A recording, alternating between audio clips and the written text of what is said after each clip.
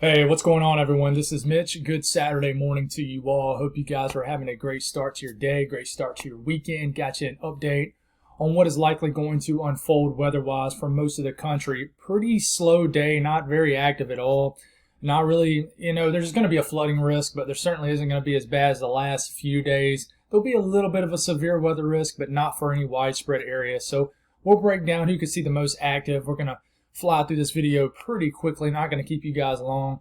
I got a pretty long day ahead of me heading to Carowinds here locally here in the Carolinas. So this is not going to be a 15-minute video like the last few videos have been this week. But if you guys have not subscribed, definitely consider doing that. Like the video if you like it. You guys got anything that I can pray about, please put it in the comments below. It gives me an opportunity to pray over it, and it gives others an opportunity to do so too. Hit me up on my social media links over here, Twitter, Facebook. Very active on there, especially when the weather just in general gets more active. When it's kind of in general pretty slow right now, I'm not quite as active on there, obviously. So let's get rolling. Water vapor loop.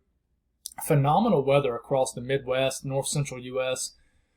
Even portions of the Ohio Valley are waking up to temperatures in the 50s this morning. And really, finally, this kind of front has begun to sag south. Therefore, areas further south across areas of the southern mid-south, if you will, the deep south, the Carolinas, southeast, there will be more of a heightened chance of showers and storms today. And there will be a boundary that stretches out across here.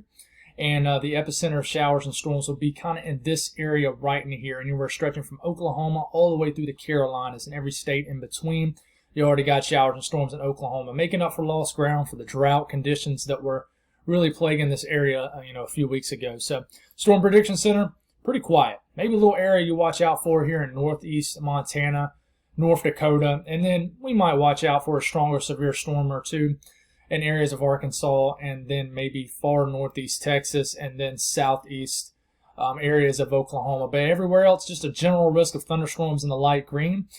But then you can't totally rule out a strong to severe storm, or even flooding in this general risk of storms. Excessive rainfall outlook, you can tell, look in Kentucky, nothing going on. I'm not saying there's not going to be anything going on. There might be a isolated storm or two, but the flooding risk is not going to be there today, really, unless you just get some kind of freak occurrence where some showers and storms develop in eastern Kentucky. I think the last thing I saw was the death toll was up to 22 people in eastern Kentucky, and some of it was children. It's very, very sad and unfortunate, as some of them valley towns just pretty much turn into rivers. So it's really awful. Continue to pray over that situation for sure. Marginal risk of flash flooding is possible in areas of the deep south, and then you got the slight risk of flash flooding occurring in this area of Arkansas, stretching through a large portion of Oklahoma, the panhandle of Texas, and then you got the monsoon season continuing to pop off here in the southwest. Check this out. No heat advisories, no excessive heat warnings anywhere in this region that we have seen nothing but that over the last month. So it'll be hot, but just more typical summer heat. So we're all thankful for that. No heat advisories up for you folks in Texas. Nothing. Now, something might get issued here in the next few hours, but in general, nothing. It doesn't mean it's not going to be hot, but just not as hot. So let's break down each region. The southeast. I'm just going to show the HRRR model just because the resolution's a little bit better here on Tropical Tidbits, and we can see a more broader view of what's going on here. But I'm actually leaning towards the NAM. But in general, the HRRR model still shows a decent job of saying, hey, widespread showers and storms all the way from Arkansas through areas of southern Tennessee, the deep south, through the Carolinas today. This could be more widespread in coverage than what the HRRR is showing, but this is for about 3 or 4 p.m.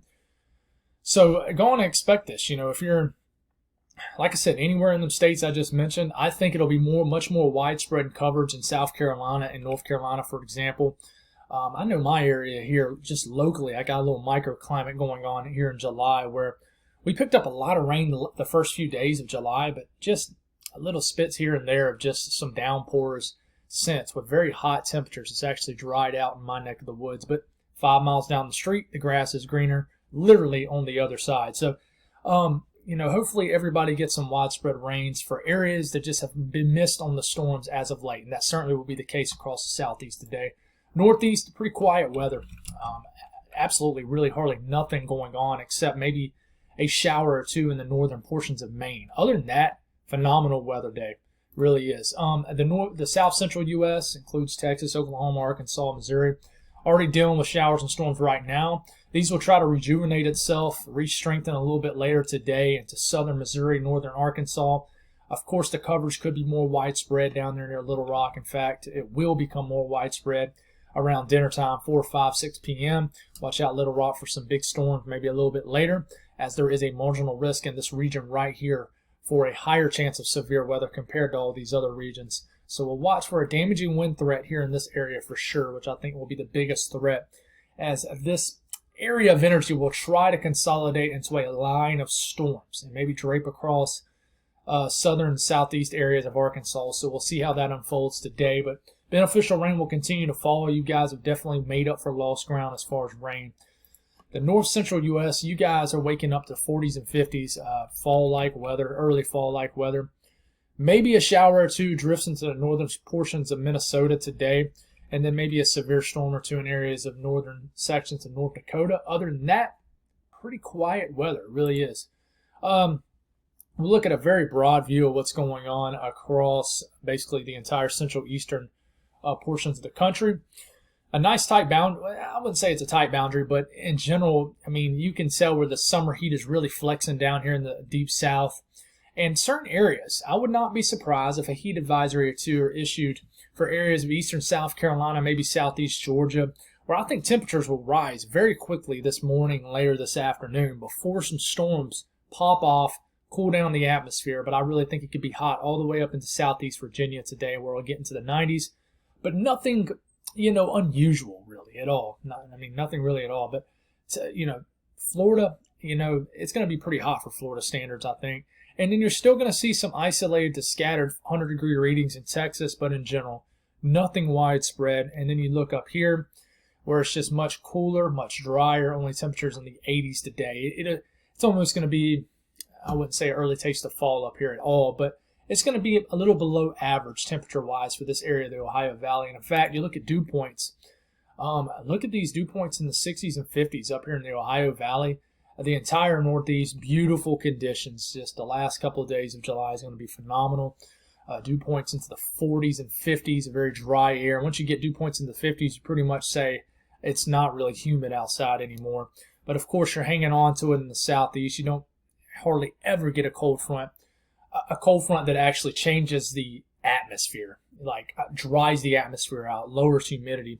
You don't really start to see hints of that until we start to get into late August, early September. And then that's when me personally, I start to look for those long range, what I call fantasy cold fronts, where we really start to look for that first cold front of the season here in the South. And normally you don't start to really look for that until about, like I said, late August, early September. Last year we were really fortunate to get a cold front literally the first weekend of September and then the second week of September. It was a phenomenal first weekend of college football. I remember it pretty good. Heading to the games here locally. I try to go to all the football games, the Gamecock games, but it was just really nice weather, which typically is hotter than Hades for the first, probably 3 to 4 weekends here in the South for college football games and NFL games. But that's all I got, guys. Thank y'all for tuning in. Y'all have a great Saturday, and I'll probably talk with y'all again probably Sunday morning. God bless.